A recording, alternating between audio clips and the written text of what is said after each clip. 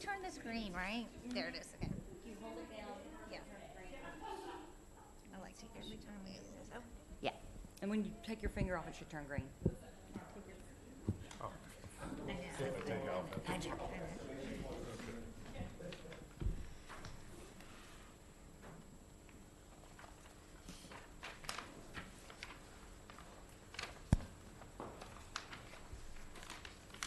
Good afternoon, everyone. We'd like to call the Marketing Committee meeting to order, please. We do have a quorum. 6. We only need 4. And we've got, let's see, do we want to say hello and introduce our new board members? I know we introduced them last week or last month, but they weren't here. Sure. So yeah, last month we added Ron, who introduced himself last time. Larry Green is new, and we're happy to have him with us. He's with Emerald Coast Luxury Transportation, so many of you might know him already. Sarah, who's new again to the committee, who just served for a couple of years, was off for a little bit, and we're excited to have her back. So appreciate everybody's time being here today, giving us the day after a holiday, and weather's a little bit iffy, so thank you guys. And Larry, welcome, and Sarah, welcome back. Thank you. Thank you.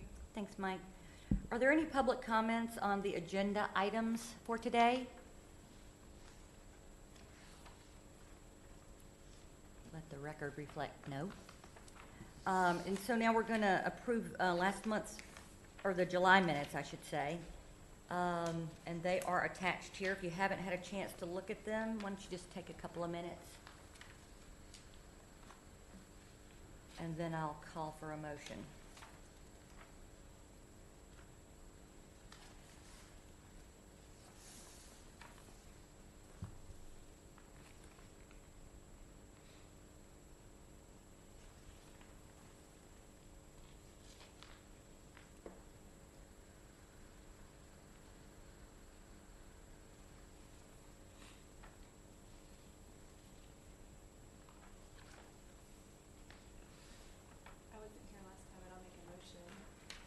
Did you get it? I second. Anybody need more time? We've got a first and a second. Any naysayers? Does everyone approve? Aye. Aye. Motion passes.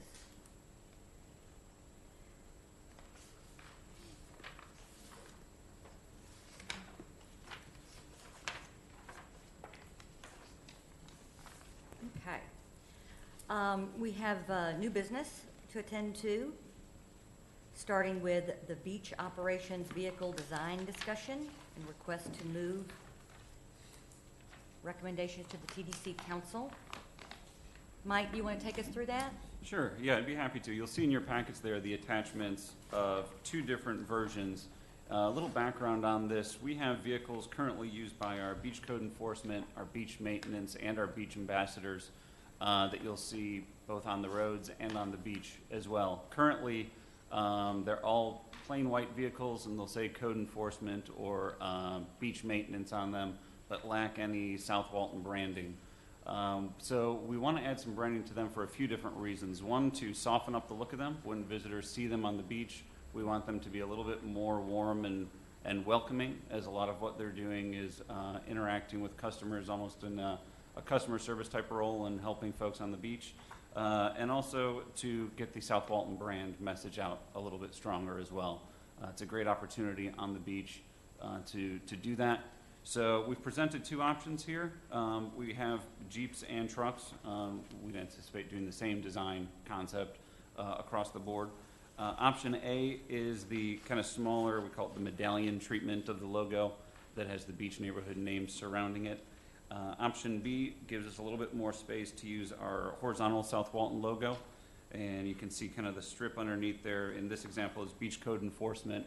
Obviously that would change depending on what type of vehicle use we were talking about there. These are highly visible, give us a great branding opportunity, so we wanted to bring it before this committee to get some feedback and a recommendation that we'd ask for your vote on, either option A or option B, that we could then move forward to the TDC, to the council meeting in October.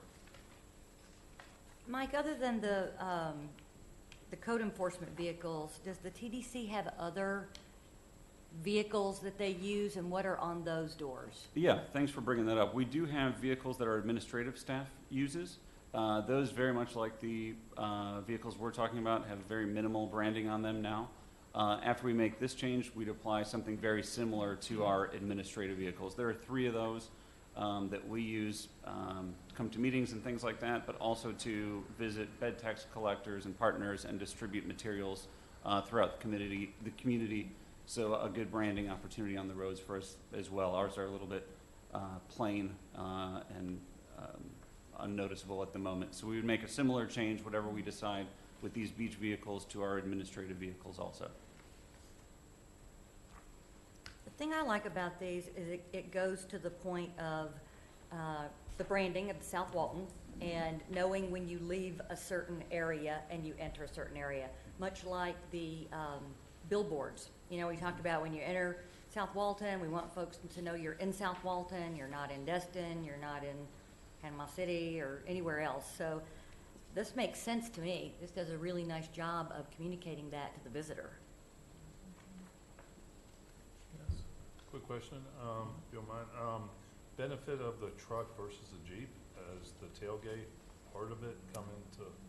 Yeah, depending on the use. So, and Jay, correct me if I'm wrong, traditionally we've only had trucks, which for some applications like our beach maintenance folks, they're hauling trash or collecting leave no trace items. It's necessary. Our beach code enforcement doesn't have some of those requirements. So this coming year, we've started replacing some of the trucks with Jeeps, and we'll continue to do so over the next few years for a couple different reasons. One, it's a little bit less imposing on the beach. I think it looks just aesthetically a little bit friendlier and a little nicer, has a little bit of a smaller footprint as well, gets, lighter, gets a little bit better gas mileage, a little easier on the sand probably as well. So we'll keep the trucks where necessary, but over the next few years, where possible, we'll phase out trucks and replace with the Jeeps. So Mike, do I understand you want us to make a recommendation on the design? Which of the 2 design concepts we recommend? We would, yeah. We'd ask that you guys take a vote on either option A or B, and the one that you all feel is appropriate, we'd move forward to the council for their approval. I looked at this online, but I can't remember. On the circular one, the first one, option A, on the blue outside border is the website? The names of the 16 beach towns. So the website is not on option A. Correct. I think the branding, the logo is so much more visible on option B. It just pops out to me, but I totally I agree. agree, yeah. And it looks friendlier. I even like the blue. The blue Yeah. stripe is yeah, it's nice. inviting, and I really love that that the website's on there. Agreed. Does anybody have a different opinion? Option B is what I like too. Yeah. Would anybody want to make a motion to If you recommend would, that? yeah, please. Would somebody like to make that motion? Make a motion to go with option B. I second it. And seconded? Any nays? All in favor? Aye. Thanks very much. You're welcome. Okay. Potential brand standards change. Yeah, and this is one that we're excited about, and there was nothing included in your packet on that, and I'll explain why. We've had discussions for some time now about, part of our brand standards is 16 beach neighborhoods. Is one of the things you'll see in a lot of our literature and our materials. And we started to consider changing neighborhoods to towns. We as a staff thought it was a little bit of a friendlier term, a little bit more appealing to a potential visitor. So we didn't want to rely on the sample of the 3 or 4 of us that discussed it. So we asked our research agency, Downs and St. Germain, to conduct a study for us on the difference between those 2 words in the eyes of both past visitors as well as potential visitors who we're marketing to. So they conducted a study that had a couple of different methods for the potential visitors, trying to gauge an intent to travel, and if that change in the brand standards would have any influence on that. So different subsets of the group were given headlines and photos, some using towns, some using neighborhoods, and asked to rate their intent to visit or their interest in visit South Walton. The previous visitors, people who are familiar with South Walton and these 16 towns, were asked some different questions like, do you consider Seaside or Inlet Beach or Rosemary Beach a town or a neighborhood, and why? And then also for both groups, some open-ended questions on kind of what thoughts and emotions are conjured up when you hear about a town or a neighborhood. Across the board, just about towns won out. For the potential visitor, they felt it was a little bit more inviting than neighborhoods. It indicated more to do in a town than a neighborhood. On some of the open-ended questions, they gave responses such as neighborhood seems a little bit more like a real estate term or a development term, not someplace you necessarily want to take a vacation, but towns was considered a little bit more charming and quaint, and for the folks who had been here previously, felt it more accurately reflected these 16 towns or neighborhoods, whichever you'd like to call them. So knowing kind of what our staff thought and our agencies felt, and then backed by the research, we wanted to bring it before you. It's only one word change, but it's fairly significant. It's in nearly everything that we do. We refer to these 16 towns or neighborhoods. So before making that change, we wanted to get some research behind it, make sure that the kind of the hunch and the gut feeling that we had would be well received by both our existing customers as well as potential visitors, and then bring it before you all potentially for a vote. We're to recommend changing it from 16 beach neighborhoods in our brand standards to 16 beach towns. And again, with your approval, if we should get it, we would bring that to the council in October. Did any other word come into play, like communities? No, we talked about including that in the study. We decided to omit communities and just leave it between neighborhoods and towns. Communities we felt is more of a group of people or a population rather than a physical place with boundaries. So we decided just to leave it at those two options of towns and neighborhoods. So would it be like Dune, Allen, Beach, Town? No, we wouldn't change the name of any of the towns or neighborhoods, but the way we would refer to them would be as 16 beach towns. Just rather in than that statement? Yeah. A lot of times we say, depending on how much space or how much copy we have, what the character limit is, we'll say 26 miles of sugar white sand, turquoise water, 16 beach neighborhoods. We would replace neighborhoods with towns. Definitely a smaller word, for sure. My only thing is when I think of a neighborhood versus a town, a neighborhood, it's all very close to each other, where a town, I think of it, it's like a little bit further apart, where everything's really close here. You can stay in the lower end, but still go visit Seaside, but. Yeah, that was kind of my thought too, is you don't really understand how 30A really works and how these beach neighborhoods, towns work until you get here. But I feel like if they've never been here before and they hear towns, they're expecting much larger areas. So that's my only hesitation on changing I it to totally towns. agree. I think you're setting up an expectation there that I'm not quite sure we can deliver. You know, I don't know what the, what defines a town.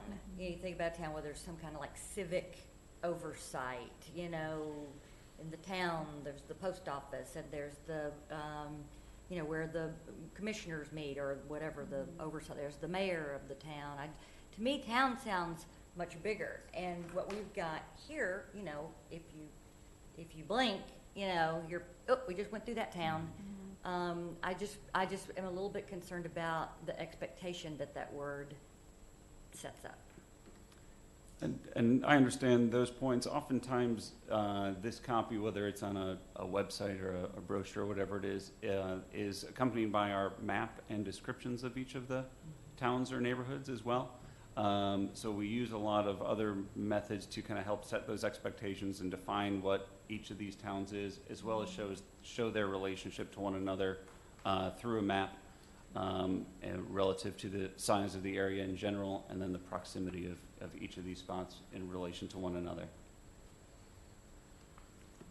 My my thought, you know, and I'm hearing exactly what you guys are saying, the friendly or the smaller, but before I came down here, I would say if I was thinking of Seaside as a neighborhood, or I was thinking of Gold Place as a neighborhood, I wouldn't think as much as a tourist destination, as much as, I know it is 38 and whatnot, but the town part kind of hit me as every area along the way is its own kind of entity with stores and maybe restaurants and whatnot.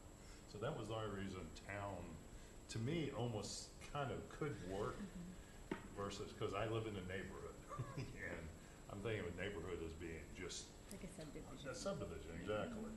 And that would be my only reason for maybe thinking town, you know, but I do agree, doing Allentown doesn't sound right, you know, or something. Well, but- it kind of goes both ways. I mean, you can use neighborhood in, right now you can use neighborhoods to describe some of our neighborhoods, or you could use towns. I mean, Seaside is more of a town. Rosemary Beach is more of a town versus a neighborhood. Dune Allen is more of a neighborhood.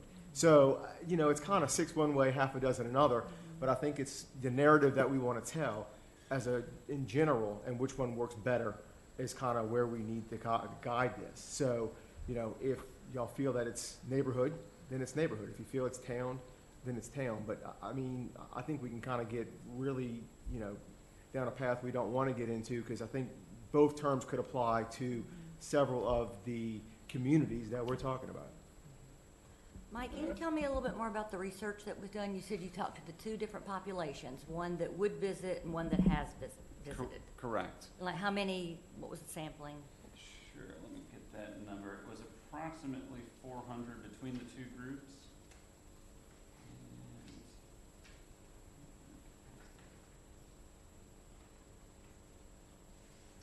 It was 178 in the past visitor group and 248 in the potential visitor group.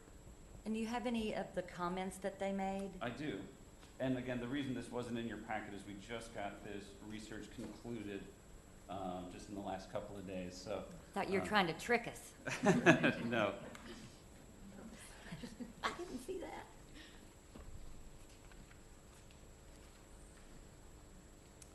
Some of the comments regarding towns, and I can read some of the verbatim comments. When I think of a neighborhood, I think of a group of houses close together that families commune in. While I like the idea of calling them neighborhoods, unless that area has many residential homes, calling it a town is most appropriate. I think calling them neighborhoods fails to conjure the image of the activities available. I only think of homes. Towns also has an intimate feel. Is this a person who has not visited or a previous visitor?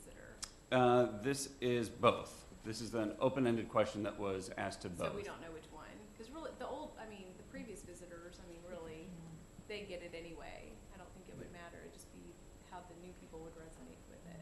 Right. Yeah, our main focus in potentially looking at this change is for our marketing and communications, and what would more likely have an impact on someone's intent to visit.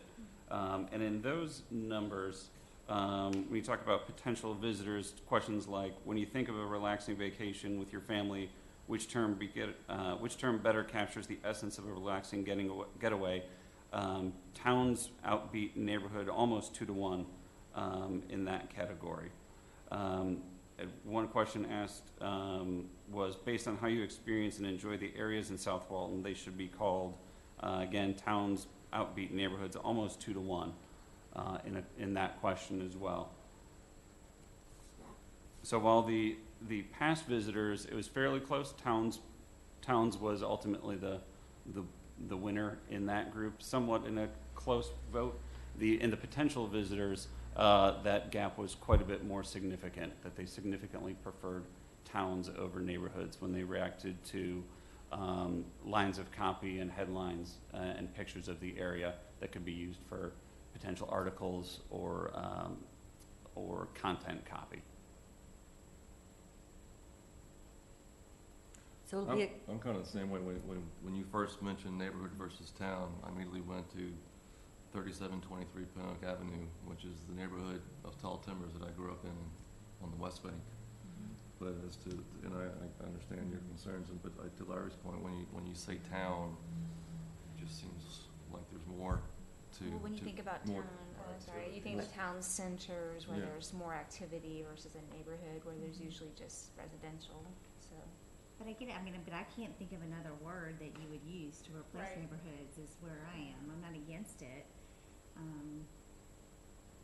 Cause I can't think of anything better. Or that would I can work, see so. why folks who've already been here, you know, it would be a closer vote, because to your point, they get it, they know it, the neighborhoods, you know, but to your point, you know, there's more to do in a town, and if you're, you know, marketing or targeting audiences that haven't been here, I could see how that could be a stronger word. I'm just, one of the things that kind of came to mind for me was, you know, again, what a town offers, and is it, and setting that expectation. And also like a collection of beach towns, I like that. But, you know, neighborhood is kind of like this warm fuzzy, and town is more, to me, it kind of dissuades connectivity in a way. But I'm working through it. I'm trying to get there. Well, I wanted to hear some comments. But it's not a it's not a Right. huge change Right. into the marketing message. It gives you a smaller word, which is nice. Yeah. It's one more way to communicate with a new person, which is, might as well try it, right? Yeah, it's definitely not a massive change, or one that we expect to have huge dramatic results from anything that we're doing, but significant enough if we're going to change our brand standards. Wanted to bring it to you folks for your discussion and approval or feedback on it. It's something that we think could work a little bit better in our messaging. It is a shorter word. We think the research kind of backs that it's a little bit more of an attractive word that might kind of pull on the emotions of the potential visitors a little bit, which is ultimately what we're trying to do. I could definitely, the next step up from town is city. And, when we all go on vacations, I think of leaving my neighborhood and going to either some town to vacation or a city.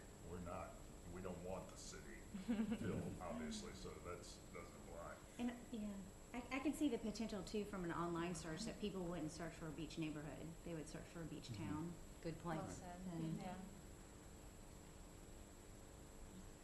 I'm good with it. I mean, I feel like we've yeah, we talked it through. Okay. You can do I more on agree. Twitter with it. Who would like to make a motion? I'll make a motion to change the word neighborhood to town I'll in marketing. Sarah seconded. Any nays? All in favor? Aye. Thanks so much. You're welcome. That's what happens when you spring it on us. We're gonna have to talk. I know it was Gotta work through it. when the meetings only take place every 2 months, and we have a lot of media buys coming up. We wanted to make sure we got it on this agenda, so I apologize for not having it in the books when they went out. And we appreciate the opportunity to work through it. Sure.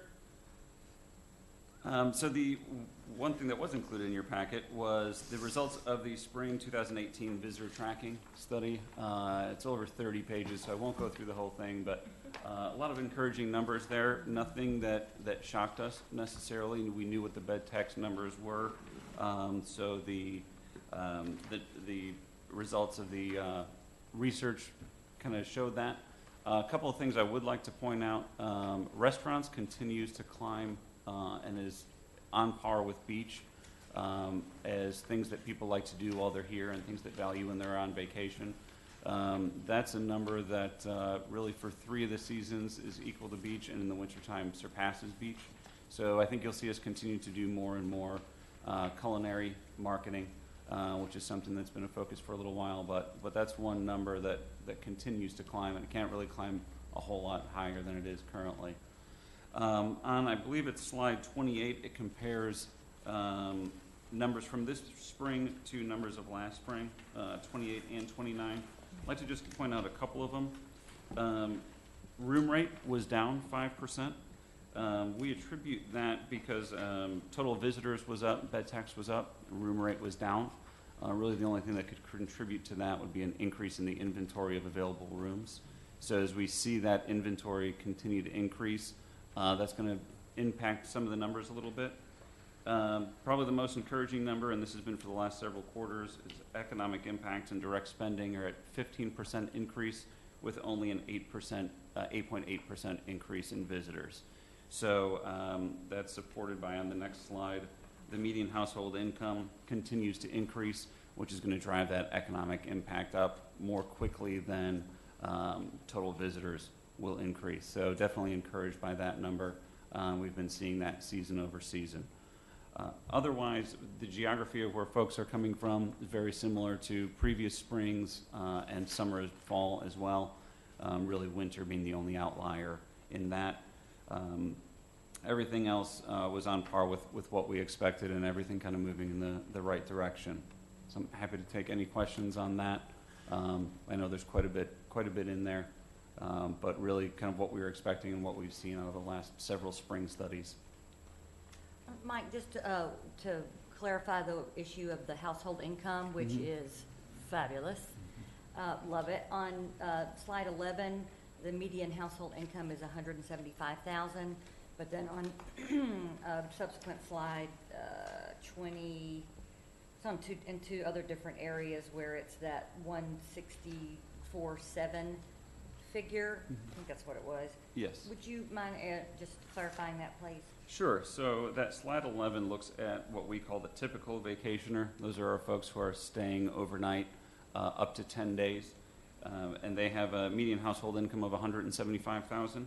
If you look at the next two slides, it looks at the two other types of visitors that were included in this study. The long-term visitor, who are staying more than 10 days, which we don't get a ton of in the spring like we do in the winter, but we still do have some, has a lower median household income. And then a smaller subset still of that study is the day tripper, the folks who are either coming from a destination or a point of origin that's close enough to drive back and forth in a day, like Dothan, or folks who are stopping through on their way maybe to Jacksonville or New Orleans, vice versa. So that 164,700 number that you see on slide 28 is the combination of those three visitor types household income. Those day trippers really pull it down. We love them. From the Midwest, day trippers.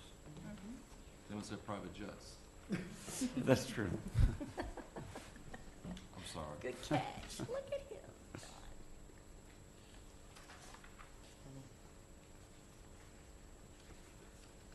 So I saw in the report a couple of places where there were specific information about the beach guides that you guys do.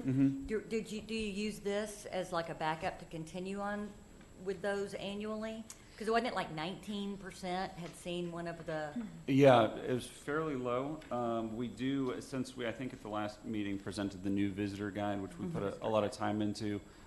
We are doing more in our 2019 marketing plan and paid media plan to increase requests and signups for the visitor guide and for the e-newsletter as well.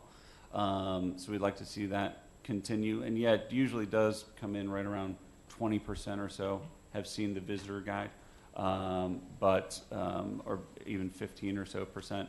But knowing that we get 4 million visitors a year, the visitor guide for people who do request information gives us a great kind of long form platform to really tell the entire story of South Walton. One interesting point, they did rate the usability or the quality of the guide. So that's something that we'll keep an eye on as we have made significant changes to it. Since these visitors have left, we're hoping to see that number improve. So over the next couple of quarterly studies, we'll be able to see if our efforts were worthwhile in that project.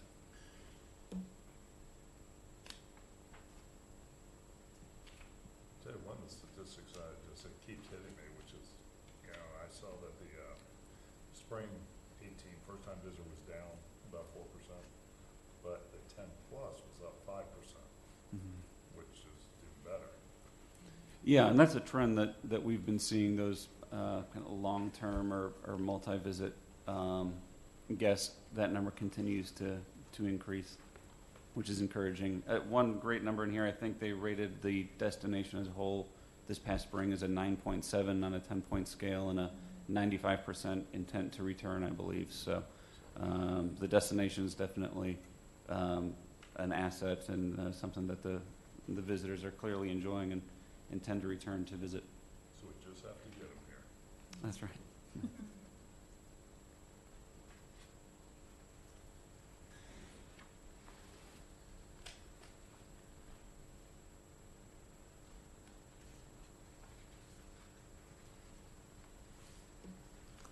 Any other comments on the visitor tracking study?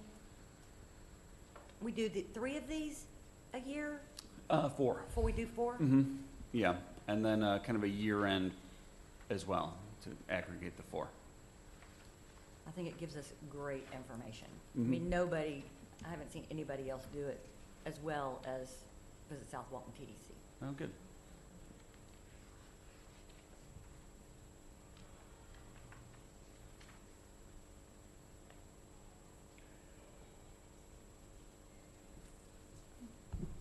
Shall we move on? Okay. All right, so the next thing there, we have a presentation from Sarah Peter with No Luggage regarding the Northwest Florida Tourism Council. So just a little bit of an introduction. The Northwest Florida Tourism Council is an organization that's been around for over a decade and has gone through various stages of kind of activity and dormancy.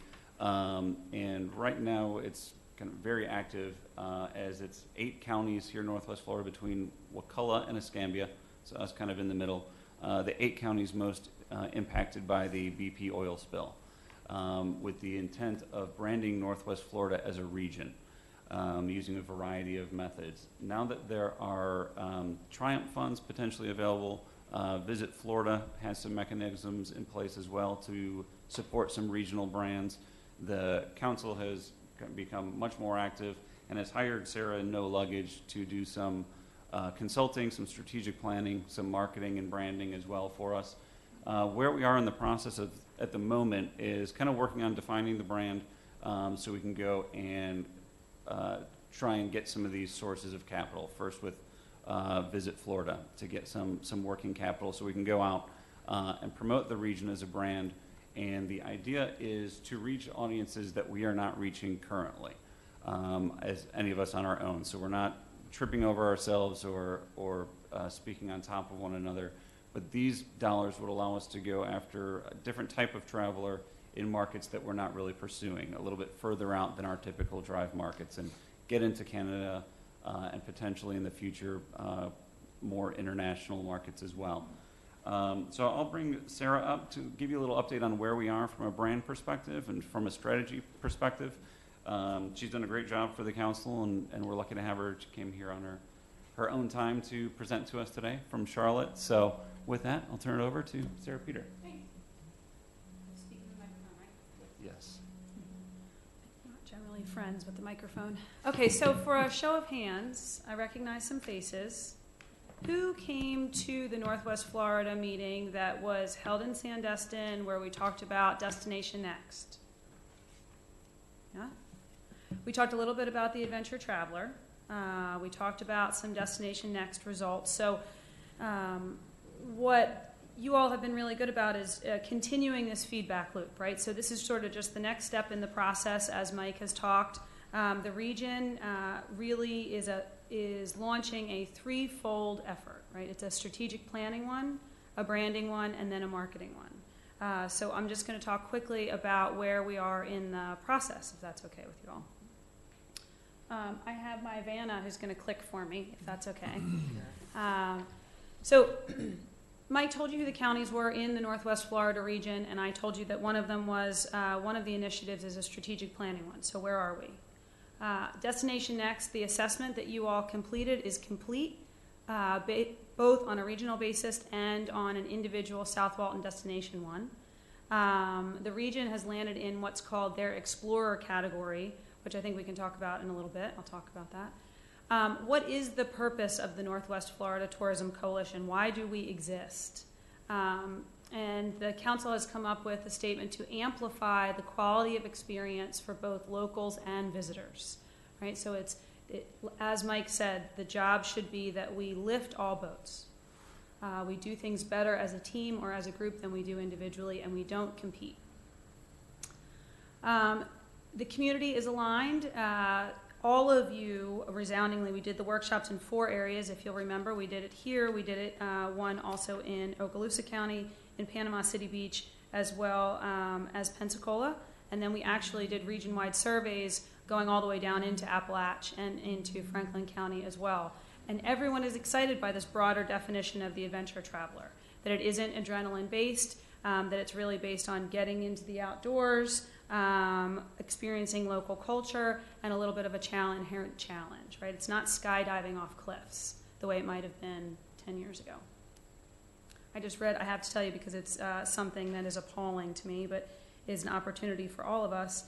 Recently, a group came out with a study led by Unilever that says over 50% of children in the United States spend less time outdoors than prison inmates. That's like shocking. It should be a crisis and something that we here in South Walton can do something about. So what is the vision of the council? The vision of the council is to bring adventure to life. We'll talk about what that means in a second. So we all see the opportunity with the adventure traveler, but we have to define as a region what makes ours different. So I'll talk about adventure within reach in a second. And what are some of the marketing goals? Year 1 marketing goals, the council has agreed to tell more local adventure stories, to make it easy to have and investigate adventures, and really to inspire some new travelers. Who are we talking to? It's really a mindset over a market, and we'll talk about that in a second. And but if we had to target markets, let's target the ones that you're not currently in, Canada, Midwest, and maybe a little bit of the UK. So the first thing we did was to try to better define what our purpose, vision, and goals are. We're still working on this, so you're seeing a little peek behind the curtain here. But we know this, that there's 8 counties, but there really should only be 1 adventure destination that can be marketed. We talked a little bit about this purpose, rolling off of a big destination conference. Jay can vouch because he was there with us, called ESTO. One of the biggest things that they talked about is over-tourism. And they talked about the power of the local. I know it's something you all know as well. So we felt really strongly that our purpose should actually balance both of those things, the locals and the visitors. You'll notice it says experience, not quality of life, because quality of life implies only the locals, and it should be a shared experience for both, and the region's job should be to amplify it all. Long term, what's the vision? Really to bring adventure to the forefront. Actualize it, make sure that it's tangible, make sure people understand what we mean in all kinds of ways, including the new people and people that may be repeat visitors that don't know what we have to offer in this space. What are the values of the council and hopefully of the region as well? There's a strong sense of entrepreneurship here, right? Especially in the adventure category. Small business abounds here as well as in this space, but also a big collaboration and connection spirit runs through the council. They share lots of information back and forth. They talk to each other all the time. I see lots of destinations and counties doing the same, and sort of this balance, that everything that we do is in balance. Bringing people here is only as good as the infrastructure that we have and vice versa. So what are the strategic goals for the council? Well, let's position Northwest Florida as the premier region for natural beach adventure within the U.S. At some point, I'd like us to ditch within the U.S. because I think we're bigger than that. Create more relationships between tourism, small businesses, and consumers. This was a direct result of some anecdotal feedback that you hear a lot that says, oh, well, tourism jobs are only low-paying jobs, right? Who wants a tourism job?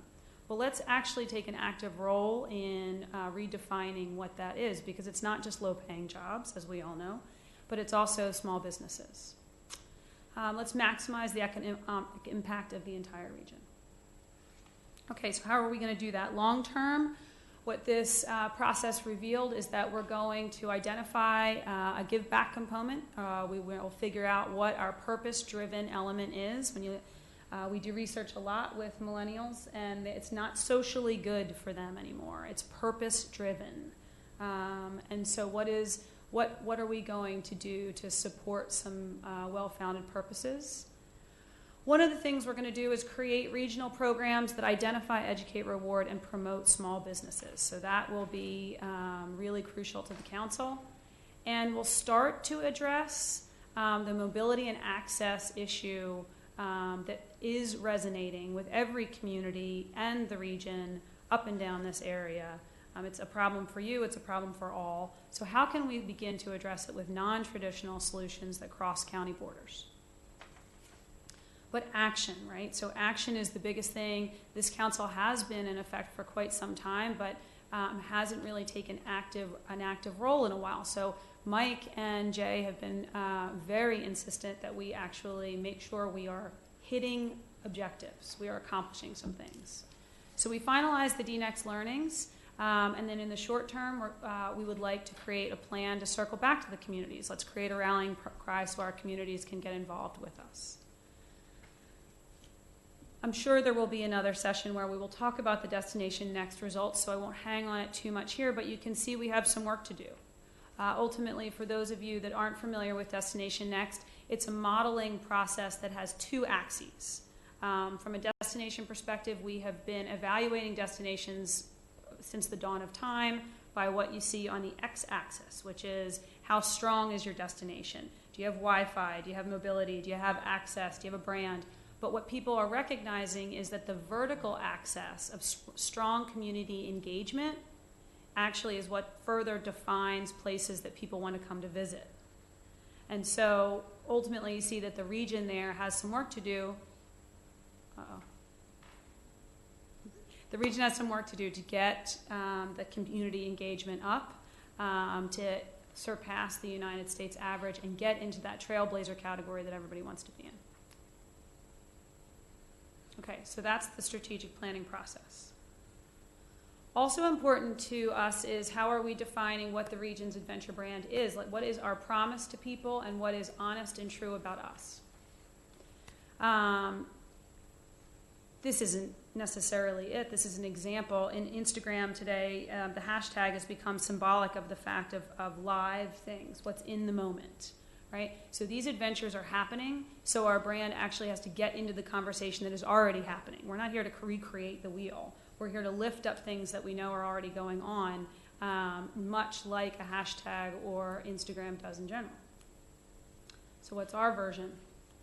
What the council found when we talked to lots of you, which is we are accessible, right? We're dynamic, we're uncomplicated, we're inspiring, we're spontaneous, right? These are things, you've heard me talk a lot about a guy that I like named Alistair Humphreys, who's out of the UK, who coined the term micro-adventure, which is basically the thing you can do in a couple of hours right outside your door. It doesn't have to be a week-long hiking the Appalachian Trail adventure.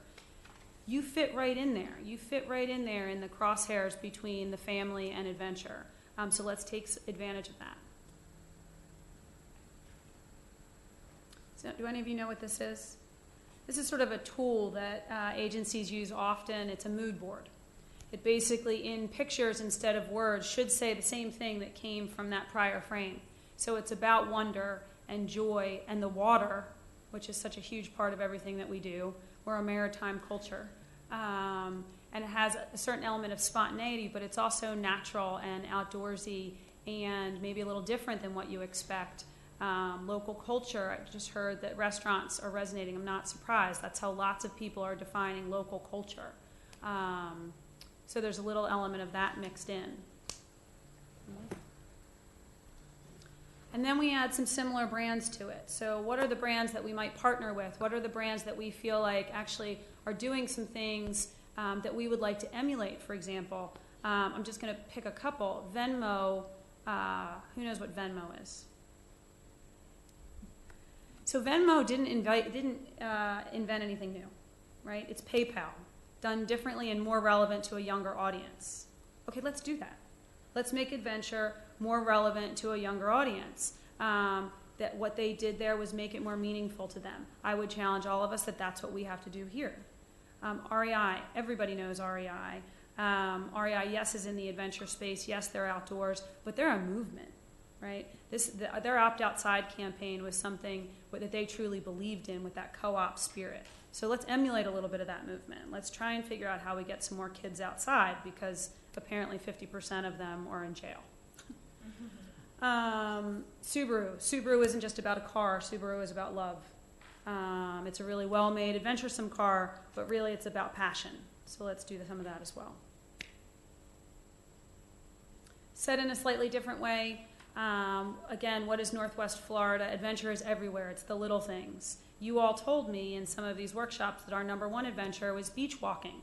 I have a difficult time classifying that as an adventure, but yet I know that it is, because every time I go, I find something new that I haven't seen before. When I was in Gulf County, I found a starfish that was the size of like a dinner platter.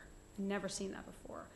Just in July, I was here with my daughter and her friend, who are jaded teenagers, and they were in the water and they could lean down and scoop up sand dollars with their hands. I've never seen anything like it. I'm a beach kid. I've been surfing for 2 decades. And she will tell that story. You should tell that story to anyone who will listen. That was what she will remember from this trip. That's what we have to capture and lift up. We won't say Southern hospitality for a reason. Right now, it's got a negative. Being Southern isn't as positive as it once was, especially in international markets. So we try to capture that same feeling in a different way. What does it mean? Well, you can trust us, right? So we do business in an uncomplicated, easy way with a handshake. So what does all this culminate around? This is not a tagline. This is just a position. What is our adventure? Our adventure is within reach, both geographically within reach, because we are close to each other, like you all talked about, but also sort of symbolically and emotionally within reach, right? So I'm going to read this to you. So you can close your eyes if you want. You don't have to. But here it is. Adventure within reach. Sometimes the thought of a vacation is daunting. An adventure, forget it. That's a different kind of trip, lots of planning, too far away. We need to relax. What if we told you in Northwest Florida you can have your easy beach trip and your new adventure all in the same vacation? Adventures are that close here. Most of your favorites, snorkeling, hiking, fishing, are right at your fingertips. And even the most off the grid, zip-lining in Blackwater, kayaking the Dead Lakes, biking through St. Vincent Island, are an easy drive, boat ride, or local expert away. Decide on the spot. Bring the kids. Much of the region is state or federal parkland or preserved by our communities. That means you will actually see a dolphin on your dolphin cruise, or spot the rare oyster shell, or hear the sea turtles blow air out of the water. There is room for the unexpected here. Try more, learn more, challenge yourself. You will still have time to relax on the beach and have a great craft beer at sunset. So go back to that one just for a second. I think the thing that we all know that's different from just typical outdoor recreation here is we will make every excuse in the book not to try something new, right? We want to, but it's really difficult to get over the hump. So we are going to try and eliminate as many of those obstacles as we can here, because that's what accessibility means for us. Okay, thank you. So long term, what does that mean? Well, we're going to develop some utility tools. Now, millennials, again, they don't say innovation. They don't use the word. It's just what's useful, right? So we're going to be useful. Hopefully we'll create some brand partnerships. I just saw that Athleta hooked up with Well and Good, super smart, to really take advantage of the health and wellness movement. We have that opportunity here. And then, again, we see that mobility and access again through wayfinding and other solutions. Okay. But what's our action? Doesn't like our actions. So in the short term, what are we going to accomplish? Well, we're going to, pulling these counties together is no small feat, right? Everybody has marketing staffs. Everybody has things that they need to do for their destination on a daily basis. So we are going to create a team infrastructure and an adventure system that easily identifies. We already have. We've already gone through research, and we have determined your top 10 adventures in the region. Now we just have to start putting some meat on the bone. We're going to adapt the identity, the logo specifically that you see there, to be more strategically relevant to adventure within reach. We're going to flesh out the design, and then we're going to start implementing the storytelling strategy. That's the logo that we will adapt based on the platform, we hope. And then what is in our immediate future, 18-19, what does that look like? As Mike mentioned, there is some additional funding opportunities that you have at your hands. You saw these. These just make them real again. We're going to tell adventure stories. We're going to make it easy for people to investigate and have those adventures, and we're going to inspire new travelers. The adventure traveler is a mindset, right? It's not limited to a geographic region, which is what makes it nice. And although every destination within the region is hitting bits of that, you all can't play that individually as your sole number one benefit because you have other benefits. But as a region, we can. And so we can tell that story. Who is it? It's older millennials with kids under 5. Why? Because then they will come in the seasons that aren't your summer season, where you want to, it's not a little cooler. You can do some adventures, plus you want to increase business in those seasons. We picked a household income of $150K, knowing that some of the regions are way under that, some of the destinations are way under that, and you all are over that. Hopefully the mindset isn't necessarily just about how much money I have in the bank, but it's also how much I'm willing to spend on vacation, right? So these people have, even though they have less money in some instances, they are actually willing to pass over a chain in favor of an independent, or go out to dinner more to experience local culture, or to spend money on excursions, or to extend their stay so that they can do things in a little bit different time frame. So that's what we want, economic development in these destinations. Chicago in the Midwest is a big opportunity for you all. So is Canada. The UK is an opportunity for you, for sure, and one that, but we will be tentative about because we only have so much money. So let's make them visible to locals and emerging markets. We may go down the road of a video series. We likely will do a new website, but there's more about cross-marketing and content to develop those local stories and events. But let's really engage people. Mike and I were talking, it's fall. It's a great adventure season here in South Walton. We can turn on Instagram tomorrow. You have adventurers that are already doing these things. Let's just get them up there in lights so people can see them. Let's start on some influencer campaigns and partnerships. Long term, we would like to secure some Triumph funding so that we could revisit the plan and expand. And there might be an opportunity to do some kind of crawl or trail events. Many of you in the workshops talked about not doing event stacking as a region, which I thought was really smart. And let's develop some signature events. So what's our action item? Budget. Get the counties to make sure everyone is on the same page with budget so that we can create a marketing plan and then some tactical development so that we follow adventure. That's it. Any questions? Where are the Dead Lakes? The Dead Lakes are actually in Gulf County in a town called Weewahitchka. Curious. Thank you. Go. It's really cool. Yeah, thank you. So is this the organization that years ago was called The Beach? Yes, the, with the emphasis Right. on the. Right, Yeah. right, okay. And so I'm just curious, some of the names or locations that are listed here are not counties, but Yes. it's the towns or cities. Yes. Is there a reason Rhyme or for that? reason?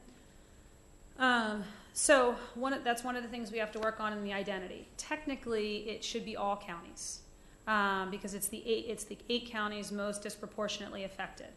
However, as we all know, really garnering affinity for a county is a difficult assignment. So we talked about that quite a bit with the council. Should it be town names? Should it be county names? Jay, in particular, may not like that I'm saying this out loud. However, he is not a fan of the mix. He would like to see it one way or the other. So we have some work to do there. The other question is it important? Is it important enough in an identity for them all to be linked? They're linked there only to foster this conversation. We felt like connection, we as in the agency felt very strongly that connection is important, but I'm not sure that's the right way to do that connection, to answer your question. At some point, you might have a locally facing and then a visitor facing identity that kind of does that, but it's something that the council certainly still has to work on. For me, it seems much more equitable for it to be one or the other. Yeah. And in looking at this, I mean, Pensacola is a really strong brand. Okaloosa is not. Yep. Not that I'm trying to help out a certain place necessarily, but, you know, that doesn't make sense to me. Yep. And each member of the council got to decide what was going to go under there. And what that showed was that maybe that's not the right way to do that. You mean like a representative, you've got a Yes. representative out of each geographic area? Yes. Okay, so I was at one of these regional branding meetings, I don't know, 3 or 4 years ago at Emerald Yes. Grand. Visit Florida was a big participant in it, and Yeah. all big players in the area. And, you know, it just, and this is an ongoing challenge, which I admire that you are tackling this. And, you know, the beach came together because we wanted the airport, you know, Yep. and that was I the remember. premise behind it, right?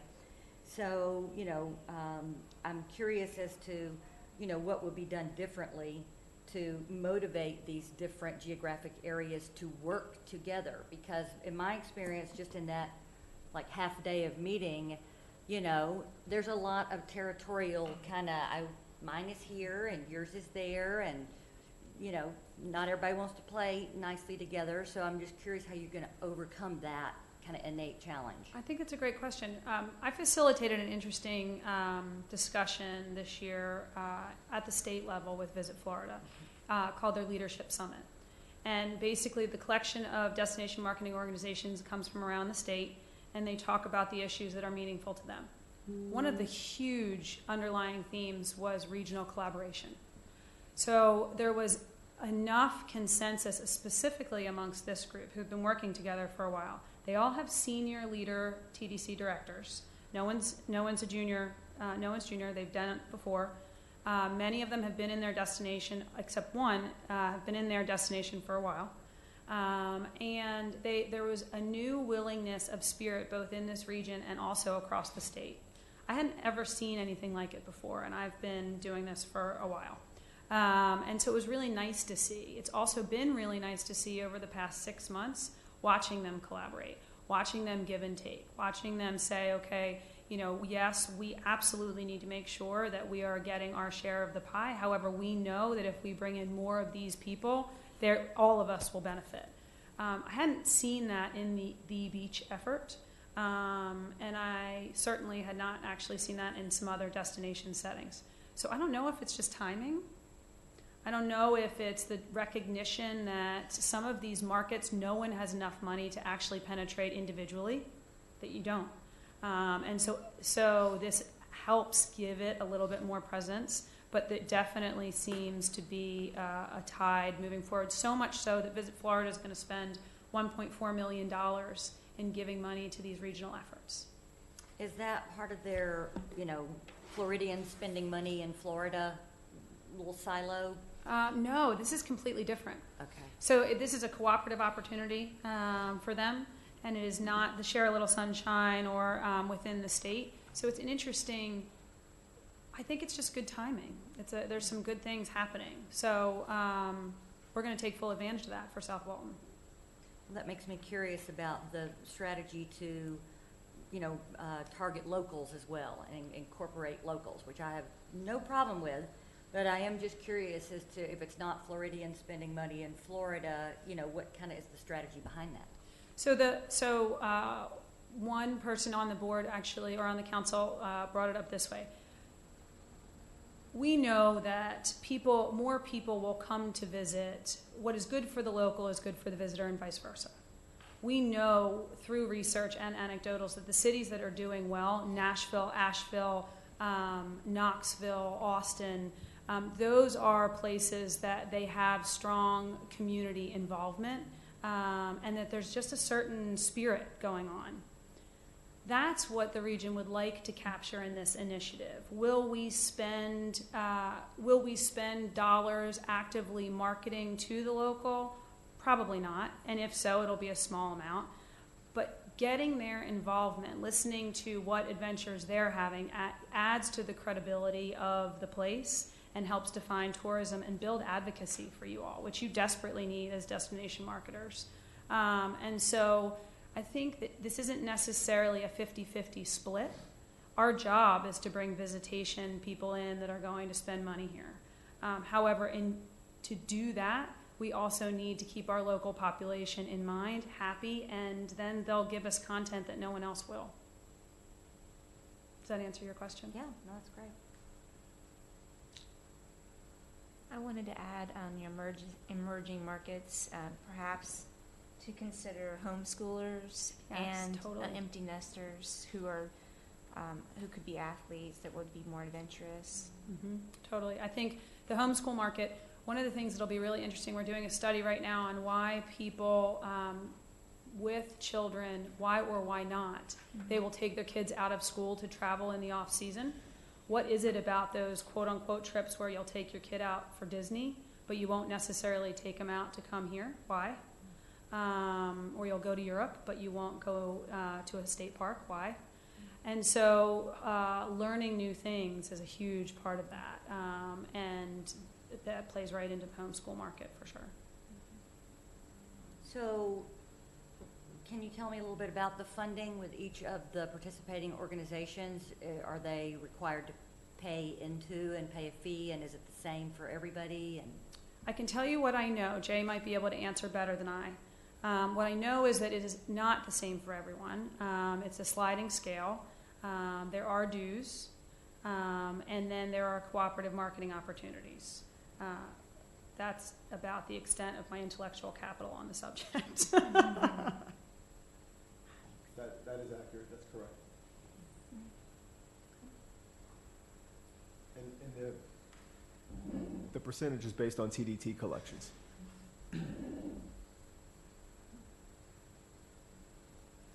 Good.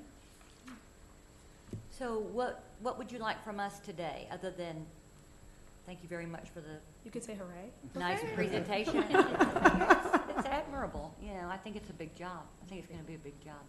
It won't I'm, be. I'm curious Jay. as to like how you package that and who gets their adventure in there and how are those who's deciding what those adventures are, and you know, and you can't have a competing the exact same type of adventure, you know, more than you want it to be different everywhere, and I think it sounds exciting. It's a big job.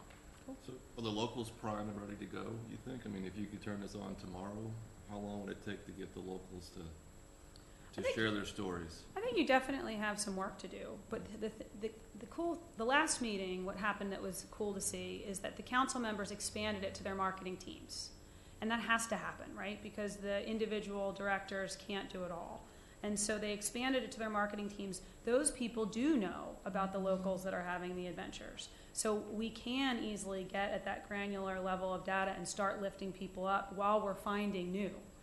So I can just tell you the top 5 adventures, according to the Adventure Travel Trade Association, are things you all have in spades. It's kayaking, paddleboarding, hiking, trekking, those kinds of things. Yours will be like that, but a little bit different. And so we could easily turn that on tomorrow. But still inviting new people and new things into the mix all the time. It should be a loop, not a linear line. So, thanks. Thank you. Thank you so much. Thanks, Sarah. Yeah, we just wanted to bring Sarah in at this point in the process, just kind of an update on where we are. It's definitely a long-term project, so maybe on an annual basis or as an as-needed basis, we'll do an update for the committee, but thought we were at a point in the process. It was a good time to share, so appreciate Sarah coming in for that. And I can Thanks, go to- Mike. Sure. So we're looking at old business, customary use partner communications. Yeah, it came up last time during council comments, some questions about how is the TDC communicating kind of everything that's going on the beach and things like that, and what can we do to maybe help partners communicate and things like that. So just an update on that. It was suggested that we, after the season was over, collect some best practices from our partners on how they've communicated to their guests or their customers, the changes that have taken place on the beach, and find some success stories and distribute them out to our partners. I thought that was a great suggestion. We are going to do it today as kind of the unofficial end of the season, but given the storm, we're going to probably wait till later in the week to solicit some of that feedback from our partners. And you'll see that go out in the Connection newsletter and things like that. So we'll share some of those stories to try and better arm our partners with some of those successes that we might be able to share with one another. We also recently sent out a communication informing people of the meeting that's taking place this Saturday at 9 o'clock at the high school, the public hearing, and that making sure everyone's aware that the opportunity exists to complete an affidavit to be submitted as a part of that process. That communication, I think, went out 2 weeks ago to our partner database. So we'll continue as this situation continues to kind of evolve. We'll do our best to keep everybody as informed, as timely as we can. So just wanted to come back with that update after it was brought up in council comments last time. Thank you. Sure. Any questions or comments about that? Okay.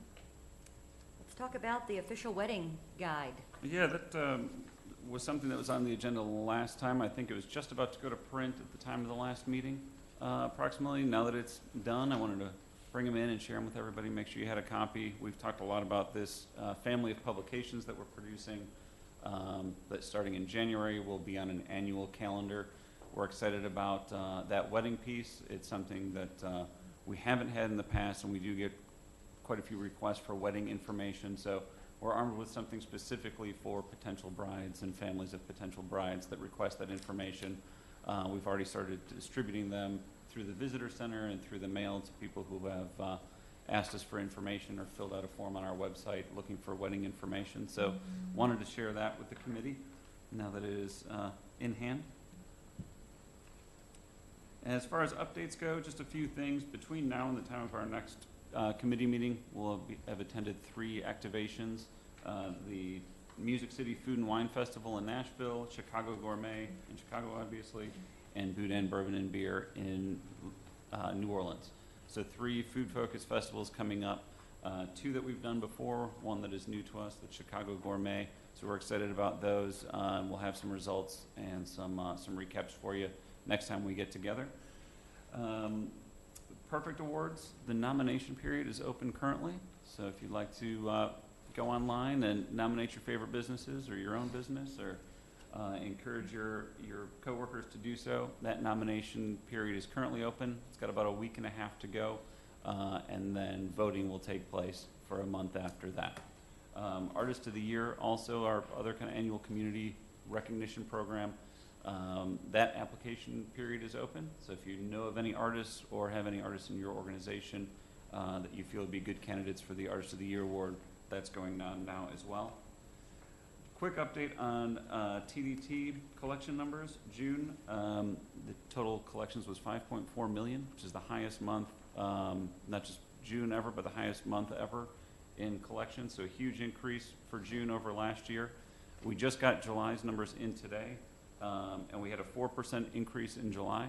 So $5.4 million in June, $5.3 million in July.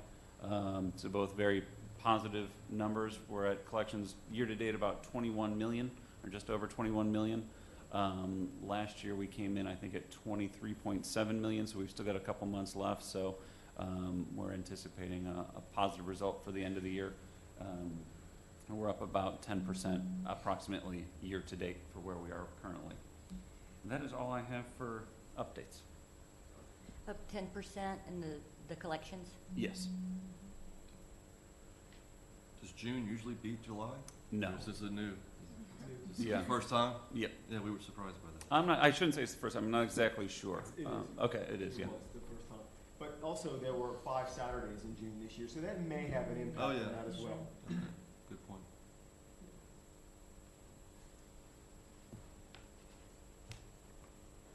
Mr. Tuso, do you have a director's update for us? I do. Just wanted to let you know that we're going to begin our strategic planning. We spoke to the firm this morning, and we will be putting the contract together now for the board to review at their board meeting on Tuesday and have the board chair sign that. So over probably about the next month, 6 weeks, we'll be having a series of meetings. We may call a special meeting of the Marketing Advisory Committee, kind of to have like a focus group type forum where we solicit input from you guys.